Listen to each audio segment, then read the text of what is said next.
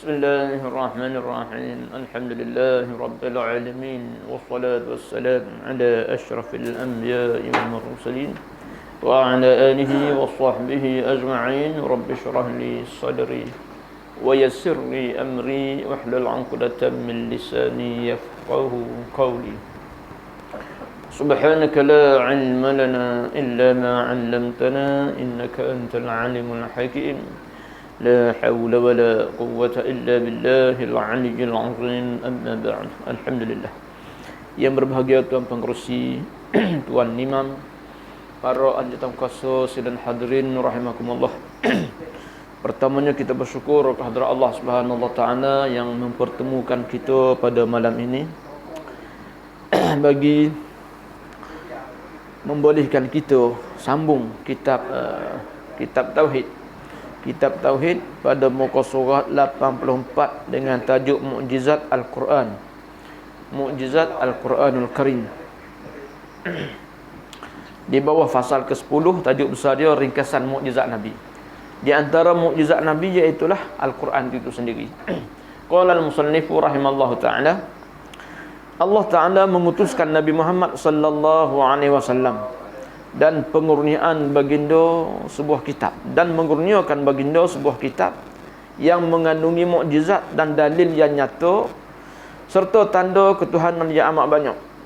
Semua ini menjadi cop ketuhanan yang membenarkan kerasulan baginda sallallahu alaihi wasallam. Mukjizat Al-Quran ini terdapat dalam beberapa bentuk. Baik. Antara ringkasan mukjizat Nabi kita iaitu Al-Quran. Allah Subhanahu wa taala dia utus Nabi kita. Allah Taala utus Nabi sallallahu alaihi wasallam dan juga bersama dia dikurniakan. Allah Taala kurniakan kepada Nabi kita sebuah kitab. Yang mana kitab itu mengandungi mukjizat. Apa dia mukjizat ni? Mukjizat dikatakan dulu benda yang aneh, benda yang ajaib, benda yang pelik. Dan dalam Quran itu sendiri juga ada dalil. Ada dalil yang memang terang nyata. Kalau orang tu jenis menggunakan akal, tidak sombong, akan tak nak ikut hak dia je, akan berpandukan Al-Quran, mereka memperoleh kesedaran. Mereka akan kata yo. Tak ada lah kita kata gini-gini, melainkan benar Al-Quran itu sebab terang. Akan Allah Taala kata pun terang dan nyata. Dan juga dalam Quran ada tanda-tanda ketuhanan. Tanda ketuhanan, dikata tanda ketuhanan banyak sekali dalam Quran. Yang mana semuanya ini akan antara apa kita kata Al-Quran itu sendiri yang ada dalil dan semua tu akan itu sebagai cop. Kalau kita kan ada cop sirim dan sebagainya, cop mana Allah Taala membenarkan bahawa Nabi Muhammad itu seorang rasul. Sebab kitab ini diturunkan hanya kepada para rasul. Bukan rasul tak ada kitab. Kalau ada orang kata saya ada ustaz, ada dekat 3 dozen kat rumah. Sebab apa? Sebab beli. Apa dia? Kitab. Beli kitab kat kena kitab. Ada kitab tauhid, ada kitab fiqh. Saya pun ada kitab. Adakah saya rasul? Tu bukan. Yang tu tak. Hak jenis beli ni tak haji. Dia ni hak Allah Taala bagi tu. Kan kita tengok kedai kitab, kedai buku Syafi'i, pusaka banyak kitab. Adakah dia tu rasul? Tak. Kalau rasul dari sudut bahasa mungkin dia. Sebab dari sudut bahasa apa dia rasul? Rasul ni penyampai. Postman tu rasul lah tu. Postman tu kok orang putih. Kok Arab kata rasul. Dia menyampaikan surat-surat orang hantar, dia akan mana itu adalah utusan. Orang ni bagi kat dia, tolong sampaikan kepada orang tu. Itu dari sudut bahasa. Tapi biasanya kita ni faham kalau sebut rasul itu rasul utusan Allah Taala lah. Sebab tu kalau ada orang ngaku jadi rasul, dia orang silap faham lalu. Orang akan kata, mana ada rasulullah selepas Nabi. Kalau kata kami ni rasul pada bahasa je, rasul pada bahasa Arab penyampai. Apa yang dia nak sampaikan, saya nak sampaikan salam. Orang kirim salam dan sebagainya. Baik, kirim salam, beri salam. Ini antara pemberian yang tak habis-habis. Berilah banyak mana pun tak habis. Antara pemberian yang tak habis, beri salam, beri segena. Kadang-kadang kalau kata apa ni, kereta tak bagi segena, dia kata tak boleh bagi, takut nanti habis pula. Tak apa, segena bagi, tak banyak mana pun tak apa, tak habis. Baik, macam juga beri salam lah. Baik. Jadi dia kata ini sebagai cop ketuhanan yang membenarkan kerasulan baginda. Kemudian Al-Quran, dia kata mukjizat Al-Quran itu dalam beberapa bentuk. Al-Quran dikatakan mukjizat. Dulu saya terfikir juga, Al-Quran dikatakan mukjizat masuk sekolah-sekolah dululah. Akan sebab kita faham, kita diajar mukjizat ini dikata perkara yang mencarikan adat, yang bercanggah dengan adat kebiasaan. Biasanya gini, tiba-tiba gini. Macam kita kata Nabi belah bulan. Mana kita boleh belah bulan? Tak boleh nak belah. Mana? Peliklah tu. Keluar air dari celah-celah jari Nabi. Pelik. Al-Quran kita tengok tak nampak pelik pun. Bila mana belajar-belajar dikatakan bahawa mukjizat itu dia ada dua makna, dua bentuk. Satu mukjizat hissi dia bagi. Mukjizat hissi iaitu mukjizat yang kita boleh pegang, yang kita boleh rasa. Yang kita boleh, kalau kita berada di situ boleh rasalah, boleh tengok. Macam Nabi belah bulan dilihat oleh sebahagian di kalangan orang-orang kafir. Sebab mereka cabar Nabi. Nampak sendiri. Bahkan saya baca dalam buku dalam satu dikatakan bahawa ahli sains juga mendapati bahawa bulan itu ada bekas-bekas terbelah. Mana boleh nampak? Makanan sikit cukup untuk orang ramai. Yang tu boleh rasa. Mengalami sendiri. Itu mukjizat dalam bentuk hissi, mukjizat yang boleh dirasai, yang boleh dilihat, yang boleh dirasai sendiri. Kemudian yang kedua mukjizat dalam bentuk maknawi. Al-Quran ini mukjizat maknawi lah. Dari sudut makna dia, Al-Quran itu dia mukjizat maknawi. Mana kita kata mukjizat, peliknya dari sudut makna dia. Makna dia diguna pakai daripada zaman dulu kala, sampailah sekarang, sampai akan datang, sampai kiamat. Makna-makna itulah dipakai. Allah Ta'ala sebut dulu mana sampai bila pun boleh pakai. Kita kata contoh dalam perkara muamalat, perkahwinan, diguna oleh mana-mana pun. Hukum perkahwinan diguna oleh mana-mana orang, di mana-mana negara, di mana-mana benua, mana-mana bangsa dan sebagainya sesuai. Mana ada kita kata tulisan manusia yang boleh jadi macam tu. Tulisan manusia ni bila mana dia tulis, satu ketika dia tulis, satu zaman sesuai. Masuk zaman lain, berubah zaman, berubah masa, udah orang tengok pelik dah, tak sesuai dah. Orang ni gini-gini. Macam juga kita tengok di kalangan alim ulama. Kadang-kadang pandangan dia, dia mengeluarkan pandangan daripada Al-Quran dan juga hadis, mengeluarkan satu hukum. Kadang-kadang hukum itu sesuai di satu-satu tempat. Masuk tempat lain, dah tak sesuai. Dah jadi kita kata, sebab itu bila mana beberapa pandangan itu kadang-kadang sesuai di satu tempat, di satu masa, di zaman satu masa lain tak sesuai. Macam kita kata, contoh hari ni. Kan jelas dalam mazhab kita hak masyhur diguna pakai. Sebenarnya dalam mazhab kita juga banyak pandangan, tetapi yang masyhurnya orang duk pakai hak tu, sehingga kalau ada orang lain kata gini boleh, akan ditentang. Contoh dulu orang kata lepas sembahyang tak perlu bersalam pun tak apa. Orang marah. Ada orang marah. Ngapalah kita gini. Hari ni bersalam tak sesuai dah. Ini bukan pandangan mazhab ni. Cuma amalan masyarakat kita kata. Yang saya nak kait antara mazhab tadi dikatakan dalam mazhab kita kan solat Jumaat tu kena 40 orang. Mesti 40, tak cukup 40 tak sah. Itu satu pandangan. Tak sah. Dulu kita boleh beramal. Hari ni dah tak boleh dah. Hari ni dah tak boleh. Sampai hari tu belah-belah orang pun dibenarkan untuk solat Jumaat. Bahkan sekarang ni juga banyak tempat-tempat surau. Dimohon, dibuat permohonan sehingga boleh dibenarkan untuk solat Jumaat. Dulu satu tempat kita kata di masjid ya, surau tak boleh. Macam di tempat saya tu dah banyak dah. Taman-taman yang ada surau, mereka mohon sehingga boleh buat Jumaat. Sini saya tak tahu boleh ke tak boleh. Ni yang ni akan datang ni. Mana besok lah? Kali pertama besok. Saya lah di kampung. Oh raya. Mana raya? Raya hari Jumaat itu kan. Mana buat Jumaat juga. Saya di tempat saya besok kira kali pertama buat Jumaat. Mana katanya dah ada kelulusan. Sebelum tu makna taman-taman dah banyaklah surau-surau dah dibuat diberi kebenaran untuk solat Jumaat. Kalau ikutkan dulu kita belajar dulu, maknanya tak boleh satu tempat tu mesti satu masjid ya. Satu masjid dalam jarak ada kan jarak dia kan. Jarak ni mana kurang daripada jarak tu tak boleh. Berpegang kuat dengan hak tu. Dan juga dulu pegang kena 40. Bila mana berlaku peristiwa ini, peristiwa Covid ni, banyaklah kita kata antara hikmah dia. Bila mana dilihat balik kepada kitab kita lah, kitab silap saya, kitab Bughyatul Tullab yang ditulis oleh Syekh Daud Fatani. Ini seorang ulama bermazhab Syafi'i. Dia kata mengenai isu solat Jumaat ni ada berbelas-belas pandangan ulama. Kan? Mana banyak pandangan ulama tapi kita tak pakai banyak-banyak tu. Bahkan juga ditentang tu masalah tu. Tak pakai tak apa. Tentang tu masalah. Kan? Bila mana kita tentang, kita kata salah, sedangkan itu pandangan ulama, hari ni jenuhlah kita. Kan? Tak boleh. Maknanya kita kata antara hikmah tu kan. Mana kita nampak bahawa Islam ni luas. Kan? Nak kait bahawa pandangan ulama satu ketika boleh kita guna pakai, satu ketika lagi tak boleh guna. Lepas tu dari sudut pandangan ulama tu, ni kata gini, ni kata gini. Kadang-kadang hak ni sesuai, kadang-kadang hak ni sesuai. Sebab dia daripada manusia. Sebab kita kata dalam bab menetapkan hukum, istinbat hukum ni mana lebih pada zanni lah. Dia berat sangkaan. Baca ayat Quran, baca hadis Nabi, rasa gini. Hak ni berat rasa gini. Mana bila mana ulama kata gitu, orang hak guna pakai tu, kalau ambil satu bahagian dia, satu ketika dia akan rasa tersepit. Sebab ia daripada pandangan ulama. Dan antara lain hikmah saya nampak jelas hari ni, hikmah apa nama ni Covid ni, kalau dulu kita nak tengok sembahyang di surau-surau, nak cari 4 saf, 5 saf payah. Selalunya satu saf je. Tapi sekarang ni kita boleh tengok di surau pun kadang-kadang 4 saf.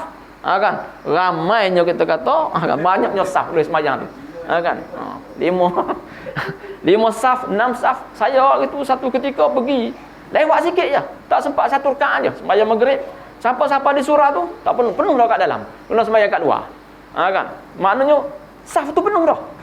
Dulu pergi lewat tinggal kita kata 2 rakaat, tinggal 3, pergi sampai tahiyat akhir pun masih sempat ada lagi ruang kosong untuk kita solat. Itu antara hikmah besarnya dengan adanya Covid ni penuh kita kata saf tu rapat ke belakang lah. Baik. Jadi dikaitkan bahawa Al-Quran itu dikatakan bahawa mukjizat dari sudut maknawi. Makna dia sesuai diguna pakai di zaman bila pun, oleh sesiapa pun. Dari sudut kita kata ilmu, kita kata muamalah, bab jual beli, bab jual beli, sewa menyewa, itulah dia hukum dia. Dia tak berubah dah. Hukum Allah Taala tentukan macam itulah. Cuma yang berubah tu di sudut khilaf ulama lah. Ulama tengok pada dalil ni dia duk rasa gini. Berat sangkaan dia macam ni. Hak ni pula rasa gini. Macam kita kata pandangan Imam Syafi'i sendiri pun dalam menentukan waktu maghrib.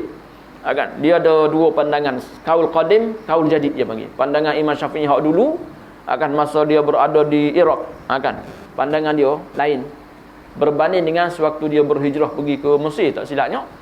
Di sana lain pula. Setelah mana dia buat kajian balik, dia kata waktu maghrib ni singkat dah. Masa dulu waktu maghrib panjang. Lama maghrib tu. Tempoh waktu maghrib nak masuk isyak tu panjang.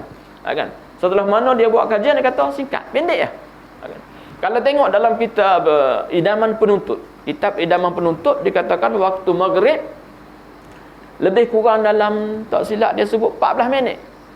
14 minit lepas 14 minit tu masuk isyak dah. Kita ni kalau kita tengok dalam takwim tu, dalam kalender tu, masuk sejam lebih tu.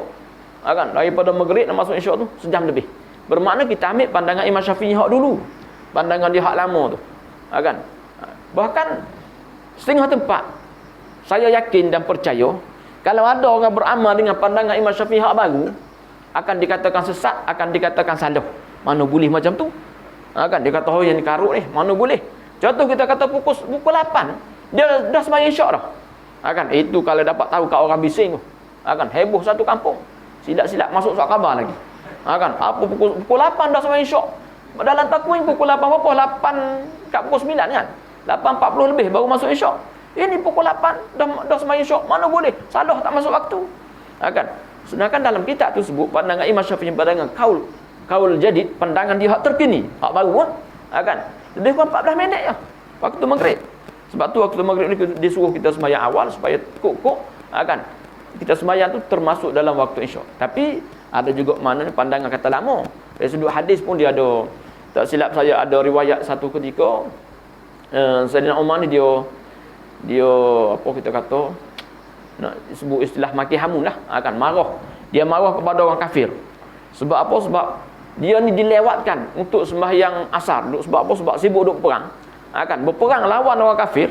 Masa tu ayat apa ni, solat syiddatul khauf tak ada lagi, tak turun lagi. Dia marah pada orang kafir dengan sebab orang kafir lah menentang orang kafir, lawan orang kafir, dia tak dan sembahyang asar. Dia cerita kepada Nabi. Nabi pun kata dia pun tak sempat juga, tak ada sembahyang asar lagi. Tak ada sembahyang asar. Makna kita kata waktu asar tu dah habis, dah masuk waktu maghrib. Maka Nabi pun sembahyang, mana perang dah habis, sembahyang bersama sahabat ni. Dia katakan Nabi sembahyang asar dulu. Sembahyang asar baru sembahyang maghrib. Kan biasa kita orang kata kena buat tuan rumah dulu. Contoh kalau kita dah terlepas dah, kita kata tadi waktu asar, nak qada lah kita kata. Masuk waktu maghrib tu, qada dalam waktu maghrib, kena sembahyang maghrib dulu. Sebab yang tu tuan rumah dia maghrib. Waktu maghrib buat maghrib dulu, lepas tu baru buat asar. Biasa kita pegang gitulah pandangan kita dulu. Saya pun kira faham macam tu lah. Rupanya ada di dalam makna boleh. Mana boleh buat asar dulu, lepas tu baru maghrib. Daripada sinilah ulama kata maghrib tu panjang, masa dia panjang. Bahkan juga ada juga Nabi baca surah pada surah yang agak panjang jugalah untuk sembahyang maghrib. Maknanya daripada situ keluar dah hukum maghribnya panjang. Baik, mana dia ada dalil-dalil tertentulah. Sebab tu ulama dia buat sesuatu benda berdasarkan dalil, bukan ikut dia buat tak. Mana bukan ikut selera dia. Dia ada pandangan walaupun kadang-kadang dia tak buat. Walaupun kadang-kadang hak dia kata tu, dia sendiri pun tak buat. Contoh kita kata macam kalau kita tengok pandangan Imam Malik dan juga pandangan Imam Bukhari. Dalam hadis Sahih Bukhari disebut bahawa sah sembahyang ataupun disebut isu dalam bab aurat lah. Dalam bab aurat dia kata aurat ni terbahagi dua, satu aurat mughallazah, lagi satu aurat mukhaffafah. Aurat ringan, aurat yang berat. Betul-betul auratnya mana dikatakan kemaluan tu. Adapun paha dikatakan bukan aurat. Bukan aurat. Sebab tu daripada situ dikatakan bahawa kalau sembahyang nampak kepala lutut pun sah. Sebab tu kadang-kadang kita pelik kita tengok orang tak tahulah orang dari mana tapi nampak gaya orang Arab lah. Hak mari bahkan saya pernah dengar ada orang kata bila mana tengok di di KLIA kau contohnya tempat sana tengok pelik dia kata orang Arab ni. Dia kata hak perempuannya warak ke main, hak lakinya jahil dia kata. Sebab apa dia? Sebab laki pakai seluar pakai lututnya. Ada kawan-kawan saya tu dia kata ni seluar Cina Bukit dia kata. Pakai seluar pakai lutut, poket ada tu, banyak poket tu, pakai lutut. Hak laki pakai hak situ je. Hak perempuan siap tutup hidung semua lagi. Dia kata ini. Mana bagi dia mungkin faham perkahwinan tu makna perempuan tu warak, laki tu jahil. Rupa-rupanya demo boleh jadi ada pandangan mengatakan bahawa lutut tu bukan aurat. Paha bukan aurat. Sebab dalam tu pun ada sebut dalam Sahih Bukhari, dia sebut tuban. Tuban ini kalau ikut dalam kamus dia katakan seluar mandi. Seluar pendek lah. Dia kata seluar pendek. Maknanya pakai seluar pendek kira dah tutup aurat dah. Maka daripada situ difahami sah lah kalau sembahyang pakai seluar pendek kira sah. Ulama yang mengeluarkan macam tu, hukum macam tu bukan bermakna dia sendiri buat. Nak sembahyang pakai seluar pendek. Taklah macam tu. Cuma berdasarkan dalil, sebab dia jumpa dalil, kan dalil yang mana dikatakan Nabi satu ketika duduk dalam rumah tu, sahabat masuk, Sayyidina Abu Bakar masuk, dia lutut dia nampak, dia tak tutup. Masuk perut Sayyidina Umar, dia tak tutup. Sehingga nak masuknya Sayyidina Uthman baru dia tutup. Hadis tu daripada situ dia kata bukan aurat. Ini cerita ni bukan bermakna nak suruh buka aurat lepas ni balik semua pakai seluar pendek. Bukan gitu. Cuma nak kait dengan pandangan. Pandangan ulama mana dia keluar pandangan bukan ikut dan dia tak. Ada dalil maka daripada kajian dia mendapati macam tu. Tak bermakna kita kata Imam Bukhari sembahyang pakai seluar pendek taklah. Baik, makna dia bukan sembarangan lah. Dia kata satu-satu benda ada hukum-hukum dia, ada dalil-dalil dia. Dia keluarkan satu hukum ada dalil-dalil dia. Baik. Cuma kalau ikutkan sembahyang ni memang dia sentiasa berjubah lah. Baik, lagi dia kata sini Al-Quran adalah dalil yang nyata dan mukjizat dalam kefasihan lafaz. Okey, mukjizatnya Al-Quran. Dari sudut kita kata mukjizat maknawi tadi, dari sudut makna, satu dia kata fasih, bahasa yang digunakan oleh Al-Quran bahasa yang fasih. Bahasa yang tidak boleh ditandingi oleh orang kafir. Walaupun mereka itu ahli bahasa sekalipun. Mereka ni pakar dari sudut bahasa. Orang musyrikin dulu, dia mahir dari sudut bahasa. Boleh buat syair, boleh buat apa dia. Bahkan secara spontan pun. Bahkan di kalangan ulama-ulama. Dia dalam nak cerita apa dia? Nak cerita satu-satu bab, dia akan buat cerita dalam bentuk syair. Ulama-ulama kita dulu pun bila mana belajar kan, sebab dalam bentuk syair dia ada lagu. Lagu ni sedang nak ingat. Ilmu nahwunya dia ada syair dia, fiqh ada syair dia, tauhid ada syair dia. Nak bagi ingat kita kata tu, mana dia boleh keluar gitu je. Saya ada seorang kenalan, dia kawan, dia mengajar bahasa Arab. Kalau tengok dalam Facebook dia apa dia panggil apa nama ni, adalah bahasa Arab tu. Tak ingat dah. Sebab dulu dia pernah buat satu program di sekolah tu. Apa dia panggil bulbul. Makna apa ni maksud apa burung-burung murai tu. Dia nak fasih bagi tu. Dia buat lagu, dia buat apa dia spontan dia, kod Arab. Dia orang Melayu. Dia buat kod Arab spontan dia je. Mana sebab apa? Kita kata dah biasalah. Dia juga jenis orang minat bahasa Arab, menganjurkan orang supaya belajar bahasa Arab. Arab bicara, tu Arab bicara. Buka Arab bicara, luarlah. Maksudnya Ustaz Masran. Bahkan masa persidangan apa dia di Kuala Lumpur, dia antara orang yang penterjemah lah. Mari kita syarah dia antara penterjemah. Baik. Jadi Al-Quran ni sudut bahasa dia tu, lafaz dia tu tepat, penggunaan dia tepat. Allah nak sebut perkataan ni, maka memang perkataan itulah. Tak boleh nak ganti dengan perkataan lain dah. Lagi dia kata uslub dan susunan Al-Quran. Susunan Al-Quran juga sesuai sehingga tidak boleh dikalahkan oleh orang Arab. Orang yang mahir dengan bahasa. Mukjizat ni dia turun. Allah Ta'ala hantar mukjizat, turunkan mukjizat mengikut kesesuaian satu-satu zaman. Dikatakan zaman Nabi Musa, masa tu orang berbangga dengan ilmu kedoktoran, tak silapnya. Ilmu sihir. Berbangga dengan sihir lah, dengan sihir. Zaman Nabi Isa, orang berbangga dengan kedoktoran, ilmu rawatan, perubatan. Sehingga datangnya mukjizat kepada Nabi Musa dia dalam bentuk apa dah? Macam rawatan, macam berubat. Menyembuhkan orang sakit sopok, menyembuhkan orang buta. Orang buta sihat. Itu mukjizat. Tidak ada mana-mana kita katanya orang boleh rawat. Kita kata rawatan boleh rawat orang buta. Boleh rawat tu mungkin boleh rawat, tapi sembuh tu. Setakat boleh rawat, saya boleh rawat. Saya boleh buta, bawa sini saya rawat. Boleh rawat. Tapi sembuh tak sembuh itu lain ceritalah. Sekadar boleh rawat saja. Baca 3 kursi, Allah Taala kata sembuh-sembuhlah. Boleh rawat tu cerita lain. Ini maknanya rawat sembuh. Itu mukjizat. Bahkan menghidupkan orang mati. Mana ada kita kata orang mati boleh hidup balik. Dengan rawatan biasa tak boleh. Kecuali benda-benda lain yang mati tu boleh lah. Macam rotek mati itu boleh hidup balik. Rotek mati, lesen mati itu boleh hidup balik. Tapi kalau jenis orang dah keluar dah roh daripada jasad dia, nak hidup balik tak boleh. Melainkan mukjizat dia.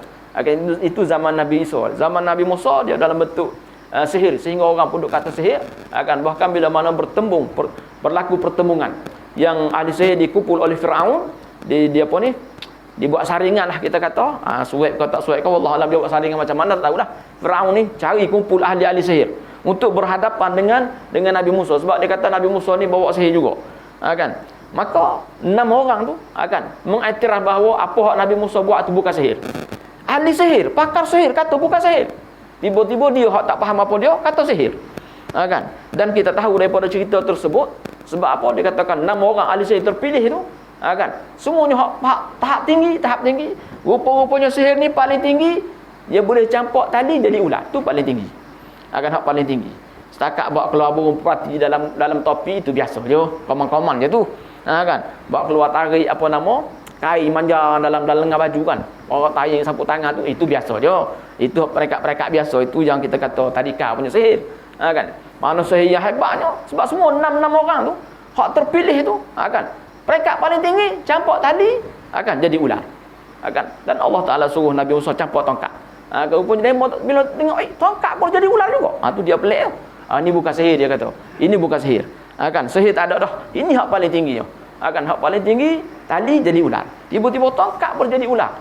Maka bukti bahawa mereka yakin itu bukan sihir, bahkan yakin itu mukjizat. 6 orang tu beriman ikut ajaran Nabi Musa. Cuma Firaun dia hak degil ya, tak nak ikut. Sebab apa? Sebab degil. Baik. Jadi Al-Quran dari sudut sesuai dia, memang sesuai, tak ada siapa boleh tandingi. Bahkan Allah Taala cabar. Kan Allah Taala cabar, tak silap dalam Quran dia sebut dalam, saya ingat dalam 3 kali cabaran. Allah Taala cabar orang kafir ni kalau tak percaya, kan tak percaya Al-Quran itu adalah mukjizat Nabi, kalamullah, buat. Kan antaranya Allah Taala cabar, Allah Taala kata kullu in ijtama'atil ins wal jin ala ayatu bimithli hadzal Quran. Allah Taala beritahu jawapan, la ya'tu nabi misli. Tak boleh. Kan tak boleh buat.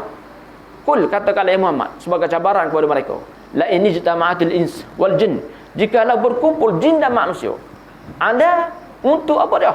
Ala ayatu bimithli hadzal Quran, untuk buat sama seperti Al-Quran. La ya'tu nabi misli. Allah Taala kata tak boleh buat, tak boleh. Akan berkumpullah jin, bijak pandai jin, bijak pandai manusia untuk buat sama seperti Al-Quran. La ya'tu nabi misli, mereka tak boleh buat. Walau kana ba'dhum li ba'dhin zahira, sekalipun mereka bertolong-tolongan, bergotong royong, pakatlah. Akan kita kata duduk semeja jin dengan manusia. Akan kalau boleh duduk semeja, akan duduk semeja.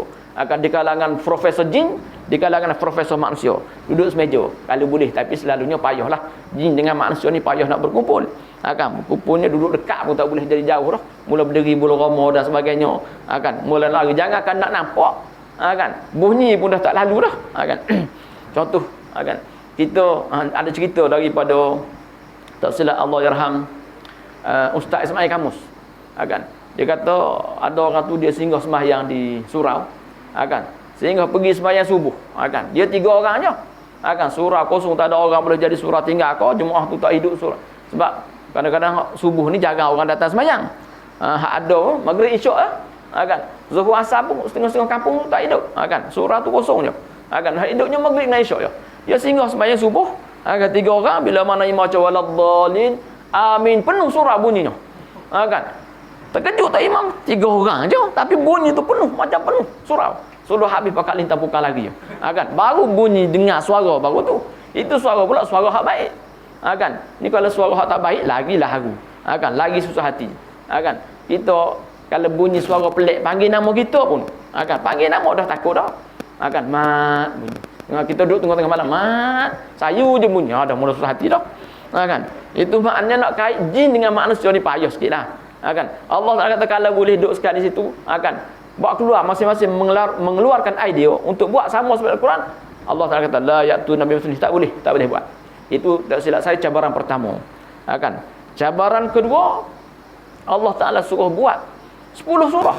Hak tadi boleh jadi ulama kata buat satu Al-Quran. Kan mana hak tu tak boleh buat, buatlah 10 apa ni bi'ashri surah, buat 10 surah ya. Kan tak boleh juga. Cabaran ketiga, buat satu surah. Kan kan dalam surah Baqarah tu Allah Taala sebut fa in lam taf'alu wa lan taf'alu, sebelum tu wa in kuntum fi raibin mimma nazzalna ala 'abdina fa'tu bi surah. Buat mari satu surah cukup kan fa'tu, kalau kamu ragu-ragu, wa in kuntum ala raib, kan kalau wa in kuntum ala apa ni ayat dia, jika kamu ragu-ragu terhadap apa yang kami turunkan terhadap hamba kami, fa'tu bi surah, buat mari satu surah ya. Kan in kuntum shadiqin, kalau kamu benar, kamu kata Al-Quran itu Muhammad yang buat, kan tunjuk satu surah. Sebab Muhammad ini bukan tidak dikenali oleh orang Arab. Orang Arab kenal sungguh. Kan terkenal sebagai seorang yang ummi, tak boleh membaca, tak boleh menulis. Takkanlah ucapan dia itu boleh mengalahkan ahli bahasa. Akan mustahil. Kan mana kalau benar kamu dakwa Al-Quran itu Muhammad yang buat, kamu buat satu surah. Kan dan Allah Taala beri juga jawapan, sehingga jawapan itu masih benar sampai sekarang. Tak ada orang boleh mengatasi jawapan tersebut. Allah Taala kata fa illam taf'alu, kalau kamu tak boleh. Walam taf'alu, memang tak boleh. Kan lan itu dikatakan nafi akan datang. Wa illam, lam itu nafi daripada dulu sampai dah ni. Kan walan taf'alu, lam nun tu pula menafikan akan datang ni, apa ni sekarang ni, sampai akan datang. Kan dan memang kamu tak boleh. Kan fa illam taf'alu wa lan taf'alu, Allah kata tak boleh. Kan fatakun nar, kalau tak boleh takutlah kepada neraka. Kan jangan duk sombonglah, tak usah duk sombonglah. Kan maknanya kena taatlah, kena ikutlah. Kan biasa kan kalau kita tengok cerita-cerita hak jenis orang yang apa belajar silat apa dia ko, selalunya orang belajar silat dia bangga dengan silat dia. Kan dia rasa hebatlah silat dia tu. Kan? Dan kadang-kadang dia berani cabar orang tu. Kan? Kalau orang kata ni orang ni tok guru silat ni, mana ada dia pergi cabar. Kan? Dia cabar dulu. Kan? Bila kalau cabar-cabar tu dia kalah, dia akan minta orang tu jadi tok guru dia lah. Mana kalau dah kalah cabaran, dia akan ikut orang tu. Kan? Sebelum tu dia condemn macam-macam, ni tak dia pakai. Bila mana belajar lawan, dia kalah, orang ni hebat lagi. Kan? Minta jadi anak murid lah. Kan? Jadi gitu jugalah antara kaedah Allah Taala sebut orang kafir kalau tak boleh, memang tak boleh, takutlah kepada neraka. Mana kalau takut kepada neraka, bertakwalah kepada Allah Subhanahu Wa Taala. Ikutlah hak Nabi Muhammad bawa tu. Kan? Jangan kita kata duk ragu-ragu lagi. Bahkan kalau orang jenis menggunakan akal fikiran, orang hak cerdik. Kan? Allah Taala tunjuk bukti-bukti. Allah Taala tunjuk bukti-bukti yang boleh diterima oleh akal. Kan? Seperti mana kita tengok pada surah An-Naba tu. Surah An-Naba tu. Kan? Sebab apa orang kafir duk bising. Kan bising kita kata sembang kat mana-mana pun, kat kedai kopi ke. Kan? Masa tu tak apa boleh berkumpul kat kedai kopi, PKP tak ada. Kan? Jadi di zaman dulu tu PKP tak ada, dia berkumpul kat kedai kopi ke, berkumpul di mana-mana. Kan? Duk sembang betul kau Muhammad ni kata gini, dia ni rasul, betul kau ada hari kebangkitan dan sebagainya. Kan? Sehingga Allah Taala tegur, kan? Sembang apa tu? Kalau bahasa kita gitulah. Kan? Amma yatasaalun, daripada apa yang mereka tanya, menanyai, hok ni tanya, hok ni tanya. Akan duk sembang apa dia? Akan anin nabil azim, Allah Taala beri pula jawapan. Oh, dia sembang bab bukan calang-calang tu, bab benda hari akhirat, benda besar. Kan? Allazi hum fihi mukhtalifun. Allah Taala kata, kan? Maknanya Allah Taala tu yang Maha mendengar percakapan mereka. Yang mereka pun berselisih. Kan? Hok ni kata gini, hok ni kata gini. Masing-masing membuat andaian tentang hari akhirat. Kan? Hak ni kata boleh jadi betul, hak ni kata tak pernah ada pun, tak pernah dengar pun dan sebagainya. Kan? Maka Allah Taala sebut kalla saya'lamun. Bahasa kita kata tak usah sembang lah. Kalla tak payah. Tak payah sembang. Kan? Saya'lamun, nanti dia akan tahu. Cukup masa dia, nanti dia akan menemui hari akhirat tersebut. Kalau dia tak percaya, dia akan berjumpa. Percaya pun berjumpa juga. Kan? Jadi tunggu kat sana. Sembang lebih pun tak ada guna. Sebab duk tanya sama-sama tak tahu. Bukannya tanya Nabi, sepatutnya ikutlah apa Nabi kata. Ini duk sembang dalam keadaan tak tahu. Tu Allah kata tak payah. Summa kalla saya'lamun. Kemudian Allah Taala tunjuk situ 10 ayat mengenai apa ada depan mata mereka. Alam naj'alil arda mihada, alam naj'alil arda mihada. Mana Allah kata bukankah kami yang buat bumi? Alam naj'alil arda, bukankah kami yang menjadikan bumi? Bumi yang mereka duk pijak tu mereka dah rasa dah. Mereka dah berlaku dah. Dia duk pijak dan sebagainya. Bumi tu. Sebab orang kafir dia tahu bahawa yang menjadikan langit dan bumi adalah Allah Subhanahu Wa Taala, bukan lain dah. Dia percaya macam tu. Seperti mana dalam ayat surah Luqman, Allah Taala kata wala in sa'altahum man khalaqas samawati wal ard la yaqulunna Allah. Kalau kamu tanya orang kafir siapa dia menjadikan langit dan bumi, mereka akan kata Allah. Mana dia juga percaya kepada Allah. Tu bumi ada tu, siapa dia buat? Bahkan dalam ayat lain Allah Taala tanya, seolah-olah macam mana lebih susah, buat manusia ke buat alam?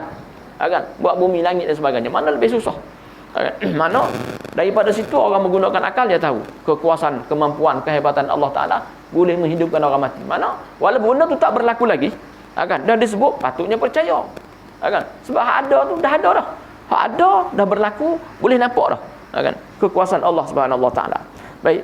Jadi dari sudut Al-Quran ni susunan dia dan sebagainya tidak boleh ditandingi oleh pakar bahasa. Hak tidak pakar lagi dah tak boleh. Macam kita ni langsunglah. Baik. Al-Quran telah mencabar manusia dan jin. Dan supaya mendatangkan sesuatu yang menyerupai Al-Quran. Boleh buat. Kalau boleh buat, buatlah. Di kalangan jin, kalau boleh buat Al-Quran, buatlah. Allah Ta'ala cabar. Menunjukkan bahawa apa yang nak disampaikan itu, yakni Al-Quran itu benar. Benar daripada Allah Subhanahu Wa Taala. Kalau daripada orang, hebat macam mana pun, boleh dikalahkan. Hebat, boleh jadi satu ketika hebat. Ketika yang lain tak hebat lah. Macam dulu masa zaman saya, masa tengah sekolah dulu antara ciptaan manusia, kita kata dalam bentuk lagunya lagu Isabella lah. Saya ingat masa tu duduk pondok Kan? Lagu Isabella tu paling top lah. Kan? Budak mana-mana pun sambil-sambil apa, saya pun sendiri pun sambil-sambil nak mandi ke sungai, kan? Bawa kain apa kat mandi sungai, bawa kain basah semua kan. Isabella sambil-sambil jalan. Isabella adalah nama tak ingat dah, dulu ingatlah. Kan? Dulu top lah. Kan? Ranking tertinggi. Kan? Tapi oleh kerana ia ciptaan manusia, hari ni tak ada dah. Isabella tak timbul dah. Kan? Ada pun cindai pula cindai kau boleh ni. Lah ni ada lagi hak baru kan. Cinta pun satu ketika lutut, lepas tu dah tak ada dah. Kan bila mana daripada manusia, lama dia akan jadi apa dia? Turun. Akan gerik dia turun, rendah dan sebagainya. Kan maknanya boleh dikalahkan. Kan boleh dikalahkan. Al-Quran sampai kali ni tak ada boleh dikalahkan. Allah Taala sebut macam tu lah. Seperti mana kita sebut dulu bahawa surah Al-Masad. Surah Al-Masad itu apa ni, cerita Abu Lahab tu. Kan turunnya ayat tu dia katakan masa Abu Lahab hidup lagi. 10 tahun sebelum kematian Abu Lahab, Allah Ta'ala dah kata Abu Lahab celaka. Allah Ta'ala dah sebut dah. Kan celakalah kedua-dua tangan Abu Lahab. Kan bukan Abu Lahab je saja. Kan isteri dia. Harta benda dia tidak ada manfaat, tak berguna. Kan tabat yada Abi Lahab wa tab ma aghna lahu. Kan maknanya apa dia? Mal tu apa ni, harta benda dia tidak boleh melepaskan dia. Kaya ni maksud dia tak berhajat kepada orang lain lah. Kan itu aghna, mana kaya. Mana harta benda tak boleh tolong dia. Kan dan juga dalam surah tu Allah kata wa mar'atuhu, isteri dia juga. Kan hamma apa sebagai pembawa kayu api dalam neraka. Kan mana dia dengan isteri dia masuk neraka, celaka. Kan dan begitu dah sejarah membuktikan bahawa Abu Lahab dan isteri dia mati dalam kufur, tak beriman. Kan sikit pun tak beriman. Makna Allah Taala dah sebut macam tu berlaku. Tak ada siapa boleh ubah. Itu antara kita kata kehebatan Al-Quran. Banyak lagi lah ayat-ayat lain. Kan bila mana Allah Taala sebut macam tu berlaku. Baik. Dalam ayat ni dia cerita, ayat kita baca tadi, Allah Taala cabar jin dan juga manusia. Qul la in ijtama'atil insu wal jin ala ayatu bimithli hadzal Qur'an la ya'tuna bimithlihi walau kana ba'dhum li ba'dhin zahira. Katakanlah wahai Muhammad, sesungguhnya jika sekalian manusia dan jin berhimpun dengan tujuan hendak membuat dan mendatangkan sebanding dengan Al-Quran, mereka tidak akan dapat membuat dan mendatangkan yang sebanding dengannya, walaupun mereka membantu sesama sendiri. Tak boleh buat. Kan juga seingat saya ayat yang kita sebut dulu apa dia, yang cerita Allah Ta'ala beri nikmat kepada hamba tu. Kan wa in ta'udu ni'matallah la tuhsuha. Ini juga satu cabaran daripada Allah Ta'ala. Allah Ta'ala kata nikmat yang dia beri kepada kita, kalau kita nak bilang la tuhsuha, tak terbilang. Kan siapa hari ni tak ada orang boleh bilang.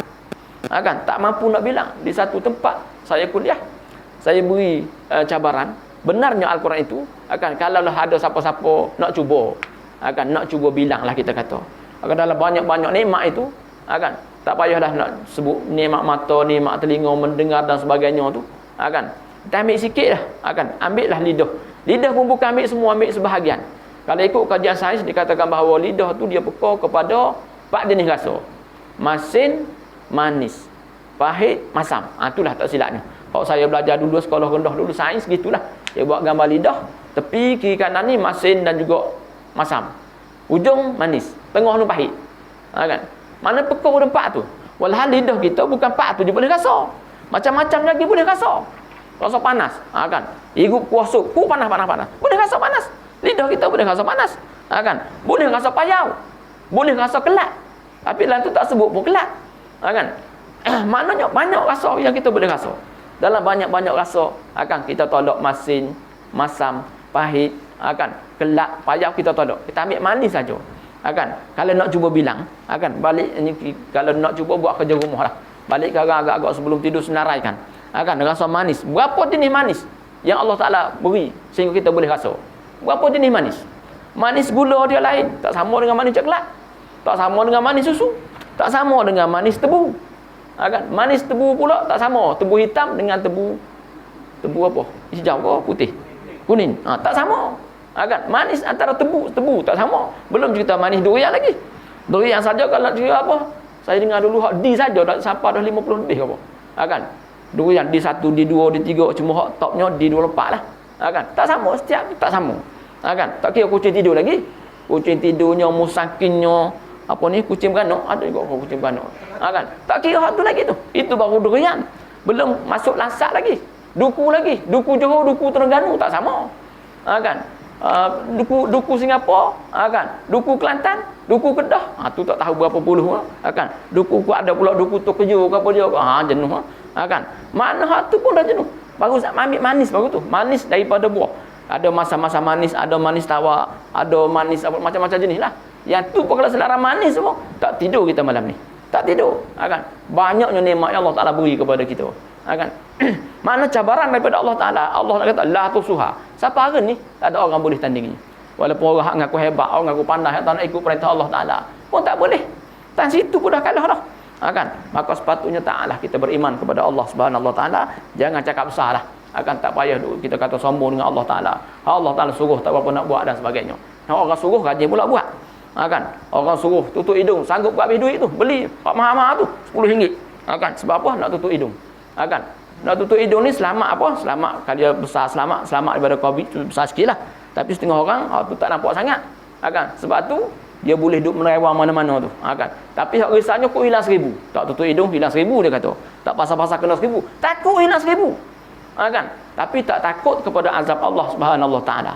Allah Ta'ala suruh tutup aurat, tak tutup. Sanggup dia beli hak RM10. Hak sini kadang-kadang kan murah ya hak tutup aurat tu. Kan? Stocking 5 RM5 kan stocking kan. Kan? Bagi orang perempuan tak pakai stocking. Kan? Padahal stocking lagi murah banding dengan tutup hidung. Kan? Oleh kerana stocking tu Allah Ta'ala suruh pakai. Mana tutup aurat lah. Kan? Hak tu dia tak buat. Kan? Sanggup beli hak mahal tu RM10. Ada corok-corok lagi tu pula tu. Kan? Cuma setakat ni tak jumpa lagi ada labuci, tak jumpa lagi. Selalu orang perempuan kami nak jenis labuci ni kan. Kain tudung macam-macam labu dia tahu. Cuma labu sayung dia tak gantung situ. Kan? Ada labuci lah apa dia manik-manik semua je. Kan? Cuma tu hidung tak pernah tengok lagi ada labuci tepi gini kan. Tak pernah tengok lagi. Baik. Maknanya patutnya hak utamakan hak Allah Subhanahu Wa Ta'ala tu dulu. Kan? Barulah hak lain-lain. Bahawa menjaga kesihatan juga Allah Ta'ala suruh, maka kena jagalah kesihatan. Mana kita buat kerana Allah Subhanahu Wa Ta'ala. Baik. Jadi dalam duk sema-sema lebih tu pun kita pun kena beringat juga. Kan? Dia katakan lawan ni tak boleh lebih. Hak isyak ya. Kan tak boleh lebih. Itu pun kan arahan, tapi arahan tak bercanggah dengan agama tak apalah, tak bercanggah dengan syariat. Tadi kita duk kata takut sangat orang. Yalah orang pun dari sudut agama pun dia ambil kira juga. Kan? Baik, jadi wallahu alam kita kena tangguh situ dulu. Akan datang masih lagi kita sambung di bawah tajuk Mukjizat Al-Quranul Karim. Wallahu alam. Ada soalan? Tak ada. Sebab masa lebih ni. Kan? Ya. Ya. Ya. Ya.